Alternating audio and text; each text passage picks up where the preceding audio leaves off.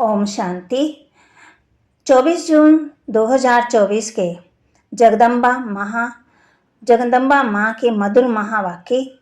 पवित्रता रूपी गुण को धारण कर डायरेक्टर के डायरेक्शन पर चलते रहो तो देवताई किंगडम में आ ही जाएंगे। पवित्रता रूपी गुण को धारण कर डायरेक्टर के डायरेक्शन पर चलते रहो तो देवताई राजधानी में आ ही जाएंगे। ओम शांति। इस दुनिया को नाटक भी कहते हैं। ड्रामा कहो, नाटक कहो, खेल कहो, बात एक ही है। नाटक जो होता है वह एक ही कहानी होती है। उसमें बहुत बाइप्लाट्स बीच बीच में दिखाते हैं, इधर उधर की सीनरियाँ दिखाते हैं, लेकिन स्टोरी एक ही होती है। इसी तरह से ये बेहद का वर्ल्ड ड्रामा है। इसको नाटक भी कहा जाता है, जिसमें हम सब एक्ट्रेस हैं। अभी हम एक्ट्रेस हैं तो एक्ट्रेस को पूरा पता होना चाहिए कि किस स्टोरी पर ये शुरू होता है, हमारा ये पार्ट कहाँ से शुरू हुआ है और कहाँ तक पूरा होता है। फिर उसमें समय प्रति समय किस किस एक्ट्रेस का कैसे कैसे पार्ट होता है और उसका डायरेक्टर कैरेक्टर कौन है और इस नाटक में हीरो हीरोइन का पार्ट किसका है, इन सब बातों का नॉलेज होना चाहिए। खाली नाटक कहने से तो काम नहीं चलेगा। नाटक है तो नाटक के हम एक्टर्स भी हैं। अगर कोई ड्रामा का एक्टर है और हम उनसे पूछें कि इसकी क्या स्टोरी है, ये कहाँ से शुरू होता है, कहाँ पूरा होता है, अगर वो कहे हमें मालूम नहीं है तो इसको क्या कहा जाएगा? कहेंगे इसको इतना भी पता नहीं है, कहता है कि मैं एक्टर हूँ। एक्टर को तो सब बातों की जानकारी होनी चाहिए। नाटक शुरू है तो उसका अंत भी जरूर होगा, ऐसे नहीं शुरू हुआ तो चलता ही रहेगा। तो इन सब चीज़ों को समझने का है। इस बेहद के नाटक का जो रचयिता है वो जानता है कि किस तरह से इस नाटक की शुरुआत हुई, इसमें मुख्य मुख्य एक्टर्स कौन हैं और सभी एक्टर्स में हीरो एंड हीरोइन का पार्ट किसका है। ये सब बातें बाप समझा रहे हैं। ये सब नॉलेज तो रोज क्लास में आते और सुनते वो समझते हैं। उन्हों को मालूम है कि इसका पहला डायरेक्टर और क्रिएटर कौन है। क्रिएटर कहेंगे सुप्रीम सोल परमपिता परमात्मा को, लेकिन वह भी एक्टर है। उनकी एक्टिंग कौन सी है?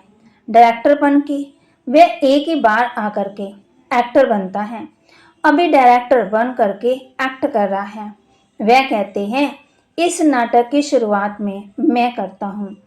तो कैसे? जो प्यूरिफाइड सत्य की दुनिया है, जिसको नई दुनिया कहते हैं, वह न्यू वर्ल्ड मैं क्रिएट करता हूँ। अभी आप सब जो भी पवित्रता को धारण करके डायरेक्टर के डायरेक्शन पर चल रहे हो, वह सभी एक्टर्स अभी प्यूरिफाइड बन रहे हैं। फिर इन्हीं एक्टर्स के द्वारा अनेक जन्मों का चक्कर चलना है। ये बाप ही समझाते हैं कि अभी पवित्र हुए मनुष्य दूसरे जन्म में देवताई किंगडम में आ जाएंगे। वे किंगडम तो दो युग सूर्यवंशी चंद्रवंशी रूप में चलती है राजधानी। वे फिर सूर्यवंशी चंद्रवंशी एक्ट्रेस का पार्ट जब पूरा होता है तब फिर थोड़ा नीचे गिरते हैं अथवा वान मार्ग में जाते हैं। फिर दूसरे धर्मों का टर्न आता है, इब्राहिम, बुद्ध, फिर क्रिश्चियन। ये सभी धर्म स्थापक नंबरवार आकर के अपना अपना धर्म स्थापन करते हैं। तो देखो नाटक की स्टोरी कहाँ से शुरू हुई और कहाँ पूरी होती है, उसके बीच में ये दूसरे दूसरे बाइप्लाट्स कैसे चलते हैं, सभी विक्रांत बैठ करके समझाते हैं। अभी ये नाटक पूरा होने पर है। ये नाटक तो 3 घंटे में पूरा होता है, इसको 5000 वर्ष लगता है। बा कहती बाकी उसमें थोड़े वर्ष हैं, बस अभी उसकी तैयारी है। अभी ये नाटक पूरा होकर के फिर रिपीट होगा। तो ये सारा विक्रांत बुद्धि में होना चाहिए, इसी को ज्ञान कहा जाता है। अभी देखो बाप आकर के नया भारत नई दुनिया बना रहे हैं। भारत जब नया था तो इतनी बड़ी दुनिया नहीं थी। आज पुराना भारत है तो दुनिया भी पुरानी है। बाप आकर के भारत जो अविनाशी खंड है, प्राचीन अपना देश है, अभी देश कहते हैं क्योंकि दूसरे देश में ये भी एक टुकड़ा हो गया है। परंतु वास्तव में सारी वर्ल्ड, सारी पृथ्वी पर एक भारत का राज्य था, जिसको कहा जाता है प्राचीन भारत। उस समय का भारत गाया हुआ है, सोने की चिड़िया। सारी पृथ्वी पर कंट्रोल भारत का ही था। एक राज्य, एक धर्म, एक भाषा। उस टाइम पूरा सुख था, अभी कहाँ है। इसलिए बाप कहते हैं इसका डिस्कशन करके फिर एक राज्य, एक धर्म, एक ही प्राचीन वही नया भारत, नई दुनिया बनाता हूँ। समझा? उस दुनिया में कोई दुख नहीं है, कोई रोग नहीं है, कभी कोई अकाले मृत्यु नहीं है। तो ऐसी लाइफ पाने के लिए पुरुषार्थ करो, मुफ्त में थोड़ी मिलेगी, कुछ तो मेहनत करनी पड़ेगी। बीज बोएंगे तो पाएंगे, बोएंगे नहीं तो पाएंगे कैसे। तो ये है कर्म क्षेत्र। इस क्षेत्र में कर्म से बोना है। जो कर्म हम बोते हैं वो फल पाते हैं। बाप कर्मों का बीज बोने का सिखला रहे हैं, जैसे खेती करना सिखलाते हैं। कैसे बीज डालो, कैसे उसकी संभाल करो, तो उसकी भी ट्रेनिंग देते। तो बाप आकर के हमारे को कर्म के खेत के लिए कर्मों को कैसे बोए उसकी ट्रेनिंग दे रहे हैं कि अपने कर्मों को ऊंच बनाओ, अच्छी बीज डालो तो फल अच्छा मिलेगा। जब कर्म अच्छा होगा तो फिर बोएंगे, उसका फल अच्छा मिलेगा। अगर कर्म रूपी बीज में ताकत नहीं होगी, कर्म बुरे बोएंगे तो फल क्या मिलेगा। ये जो खा रहे हैं ना, फिर रो रहे हैं। जो खाते हैं उसमें भी रो रहे हैं। दुख और अशांति, कुछ ना कुछ रोग आदि खिटपिट होती ही रहती है। सब बातें मनुष्य को दुखी करती हैं।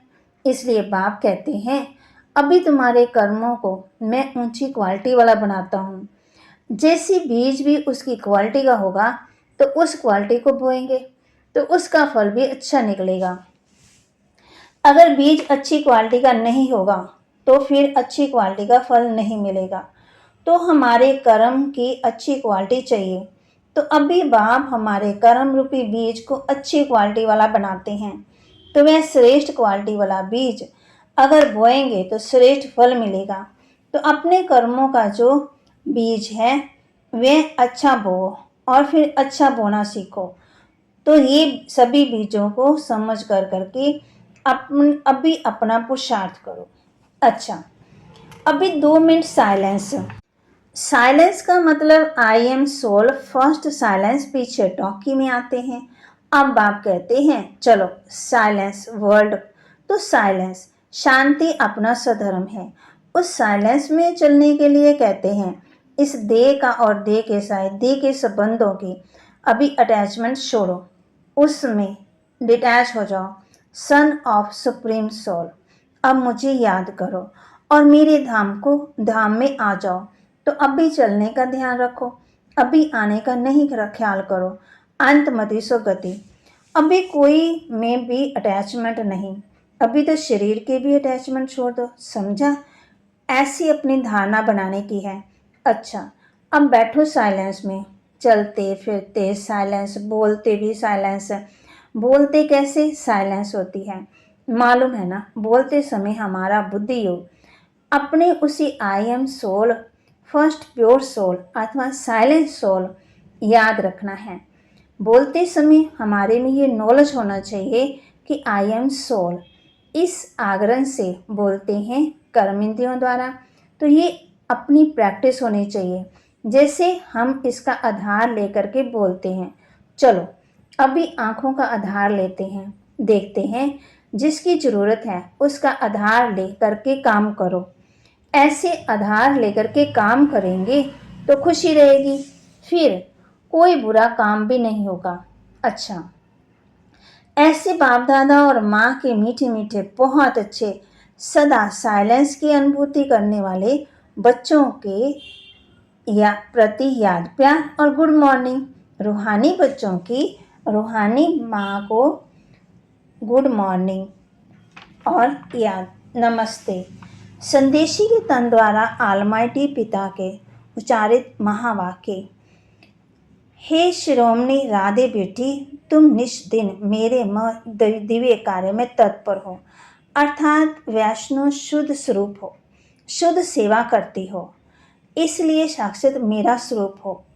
जो बच्चे अपने पिता के फुट स्टेप नहीं लेते, उसमें तो मैं बिल्कुल ही दूर हूँ, क्योंकि अब बच्चा तो फिर पिता के समान अवश्य होना चाहिए। ये कायदा अब भी स्थापन होता है जो सतयुग त्रेता तक चलता है। वहाँ जैसा बाप वैसा बेटा, परंतु द्वापर कलयुग में जैसा बाप वैसे बेटे नहीं होते। अभी बच्चों को बाप समान बनने का परिश्रम करना पड़ता है, मेहनत। अगर वहाँ तो नेचुरल ऐसा कायदा बना हुआ है, जैसा बाप वैसा बेटा, जो अनादि कायदा इस संगम पर इस ईश्वरीय पिता प्रत्यक्ष होकर स्थापन करता है। मधुर माली की मधुर मीठी दिव्य पुरुषार्थी बेटी, अब तुझे बहुत रमणीक स्वीटनेस बनना और बनाना है। अभी वर्ल्ड सार्वेंटी की चाबी सेकंड में प्राप्त करना और कराना तुम्हारे हाथ में है। देखो, आलमाइटी जो हर एक जीव प्राणी का मालिक है, वो प्रैक्टिकल में इस कर्म क्षेत्र पर आया है। तब सारी सृष्टि हैप्पी हाउस बन जाती है। इस समय वही जीव प्राणियों का मालिक अव्यक्त रीति से सृष्टि को चला रहा है, लेकिन जब ये प्रत्यक्ष रूप में देहधारी बन मालिकपन से कर्म क्षेत्र पर आता है, तब सतयुग त्रेता के समय सभी जीव प्राणी सुखी बन जाते हैं। वहां सच की दरबार खुली रहती है। जिसने ईश्वरीय सुख प्राप्त करने अर्थात पुरुषार्थ किया, उन्हों को वहां सदा के लिए सुख प्राप्त हो जाता है। इस समय सभी जीव प्राणियों को सुख का दान नहीं मिलता, पुरुषार्थ ही प्रारब्ध को खींचता है। जिन्हों का ईश्वर से योग है, उन्हों का ईश्वर द्वारा संपूर्ण सुख का दान मिल जाता है। ओहो, तुम वही शक्ति हो जो अपनी ईश्वरीय ताकत का रंग दिखलाए इस आश्रय दुनिया का विनाश कर दैवी दुनिया की स्थापना कर रही हो। फिर पीछे सभी शक्तियों की महिमा निकलती है। अभी वह ताकत तुम्हारे में भर रही है। तुम सदा अपने ईश्वरीय बल और उभाव के मर्तबे में रहो तो सदा अपार खुशी रहेगी। नित हर्षित मुख। तुमको नशा होना चाहिए कि मैं कौन हूँ, किसका हूँ, हमारा कितना सौभाग्य है, कितना बड़ा पद है। अभी तुम पहले सेल्फ का स्वराज्य प्राप्त करते हो, फिर सतयुग में युवराज बनेंगे, तो कितना नशा होना चाहिए। इस अपने भाग्य को देख खुशी में रहो। अपने लक को देखो, अपनी किस्मत को देखो, उसमें कितनी लॉटरी मिलती है। ओहो, कितना श्रेष्ठ तेरा लक। जिस लक से वैकुंठ की लॉटरी मिल जाती है, समझा। लकीएस्ट दैवी फूल बच्ची। इस सुहावने संगम समय पर स्वयं निराकार परमात्मा ने साकार में आकर ये ईश्वरीय फैक्ट्री खोली है, जहां से कोई भी मनुष्य आत्मा विनाशी कक पंदे अविनाशी ज्ञान रत्न ले सकता है। ये अविनाशी ज्ञान रत्नों की खरीदारी अति सूक्ष्म है, जिसको बुद्धि से खरीद करना है। ये कोई स्थूल वस्तु नहीं है जो इन नयनों से देखने में आए, मगर अति महीन गुप्त छिपी हुई होने के कारण इनको कोई भी लूट नहीं सकता। ऐसा सर्वोत्तम ज्ञान खजाना प्राप्त करने के अति निसंकल्प सुखदायी अवस्था रहती है। जब तक कोई ने ये अविनाशी ज्ञान रत्न खरीद नहीं किया, तब तक निश्चिंत बेफिक्र निसंकल्प नहीं रह सकता। इसलिए इस अविनाशी ज्ञान रत्नों की कमाई कर अपनी बुद्धि रूपी सूक्ष्म तिजोरी में धारण कर नित निश्चिंत रहना है। विनाशी धन में तो दुख समाया हुआ है और अविनाशी ज्ञान धन में सुख समाया हुआ है। जैसे सूर्य सागर के जल को खींचता है और फिर ऊंचे पहाड़ों पर बसता है, ऐसे ये भी डायरेक्टर ईश्वर द्वारा वर्षा बरसती है। कहते हैं शिव की जटाओं से गंगा निकलती है। अभी इनके मुख कमल द्वारा ज्ञान अमृत धारा बरस रही है, जिसको ही अविनाशी ईश्वरी धारा कहा जाता है, जिसे तुम भागीरथ पुत्र पावन हो, अमर बन रहे हो। ये सिरताज बनाने की वंडरफुल मंडली है। यहाँ से जो भी नर और नारी आएंगे वो सिरताज बन जाएंगे। दुनिया को भी मंडली कहा जाता है। मंडली अर्थात स्थान। अब ये मंडली कहाँ टिकी हुई है? ओम आगर के अर्थात अहम स्वधर्म में अब और सारी दुनिया स्वधर्म को भूल प्रकृति के धर्म में टिकी हुई है। तुम शक्तियां फिर प्रकृति को भूल अपने स्वधर्म में टिकी हुई हो। इस दुनिया में सभी मनुष्य निराकार ईश्वर को याद करते हैं, जिससे अपने नैनों से देखा भी नहीं है। उस निराकार में उनका इतना अति प्यार रहता है, जो कहते हैं ईश्वर आपने मुझे लीन कर दो। परंतु कैसा वंडर है, जो स्वयं ईश्वर जब साकार में प्रत्यक्ष हुआ तब उनको पहचानते नहीं। ईश्वर के बहुत प्यारे भक्त ऐसे कहते हैं, जिधर देखता हूँ उधर तुम ही तुम हो। बोल वो देखते भी नहीं है, परंतु बुद्धि योग से यही मालूम महसूस करते हैं कि ईश्वर सर्वस्व है। लेकिन अब अनुभव से कहते हैं कि स्वयं निराकार ईश्वर प्रैक्टिकल साकार में यहाँ आए हैं, पधारा है। अब सहज ही तुम मेरे से आकर मिल सकते हो। परंतु कई मेरे बच्चे भी साकार में प्रभु पिता को पहचानते नहीं। उन्हें निराकार अति मीठा लगता है, परंतु वह निराकार जो भी साकार में प्रत्यक्ष है, उसको अगर पहचान लेवे तो कितनी ना प्राप्ति कर सकते हैं, क्योंकि प्राप्ति तो फिर भी साकार से होगी। बाकी जो ईश्वर को दूर निराकार समझते और देखते हैं, जिन्हों को कुछ प्राप्ति नहीं, वो ठहरे भक्त, उन्हें कोई ज्ञान नहीं। अब साकार प्रभु पिता को जानने वाले ज्ञानी बच्चे दैवी गुणों की खुशबू से भरे हुए स्वीट फ्लावर्स अपने प्रभु पिता पर अपना जीवन भी चढ़ा देते हैं, जिससे उन्हें जन्म जन्मांतर संपूर्ण देवताई दिव्य शोभनिक तन प्राप्त हो जाता है। सेल्फ को जानने से ही तुम्हें राइट रॉन्ग सत्य असत्य के परख आ गई। इस ईश्वरीय ज्ञान से सत्य जुबान रहती है, जिससे किसी का संग दोष चढ़ ही नहीं सकता है। संग दोष की छाया उसके ऊपर पड़ती जो खुद अज्ञानवश इस समय तुरंत जमाना है ही नहीं सत्य का। किसी की जुबान पर भरोसा ना रख, उनसे लिखत लिखवाते हैं। मनुष्यों के बोल अनतुर्थ निकलता है, माना सत्य नहीं। अगर सत्य होता तो उसके महावाक्य पूजे जाते। जैसे देखो डिवाइन फादर ने तुरंत महावाक्यों के शास्त्र बन गए, जिन्हों का गायन और पूजन चलता है। उनके सत्य महावाक्यों की धारणा करने से ही ईश्वरीय क्वालिटी आ जाती है। न सिर्फ इतना मगर कोई तो पढ़ते पढ़ते श्री कृष्ण का ब्रह्मा का शास्त्रकार भी पा लेते हैं। ओहो होली हृदय कमल, होली हस्त कमल, होली नैन कमल, बेटी राधे तेरी सारी काया पर कमल फूल सम कोमल कंचन बन गई है। परंतु पहले जब सोल कंचन बनती तब सारा तन कंचन प्योर बन जाता है। जिस होली कोमल तन में ही अति कशिश भरी हुई है। तुम अपने परमेश्वर पिता द्वारा अज्ञान तप्त को बुझाए, ज्ञान तेज को जगाए अति शीतल रूप बन गई हो। खुद शीतल रूप बन फिर अन्य हम जिन्स को भी ऐसी सच्ची शीतलता दान देने अर्थात इस सुहावने संगम पर निमित्त बनी हुई हो। तुम्हारे जड़ चित्रों द्वारा भी सारी दुनिया को शीतलता को शांति का दान मिलता रहता है। अब भी तुम सारी सृष्टि को सेल्वेशन में लाए, अंत में अपना दिव्य तेज दिखाए न्यू वैकुंठ गोल्डन गुलशन में जाकर विश्राम करेंगे। अच्छा वरदान, बाबा शब्द की चाबी से सर्व खजाने प्राप्त करने वाली भाग्यवान आत्मा भव। बाबा शब्द की चाबी से सर्व खजाने प्राप्त करने वाली भाग्यवान आत्मा भव।